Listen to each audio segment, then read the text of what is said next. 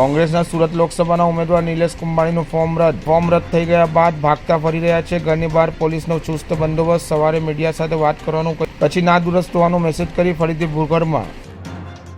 કોંગ્રેસના સુરત લોકસભા ઉમેદવાર નિલેશ કુંભાણીનું ફોર્મ રદ થઈ ગયા બાદ ભાગતા ફરી રહ્યા છે. તેઓ કોઈપણ જગ્યાએ કોઈ પ્રસંગમાં હાજરી આપી રહ્યા નથી અને મીડિયા સાથે પણ વાતચીત કરી રહ્યા નથી. પોતાનું ઉમેદવારી પત્ર રદ થયા બાદ કલેક્ટર કચેરીથી નીકળીને ક્યાંય ગયા છે તે અંગે કોઈ સ્પષ્ટતા થઈ નથી.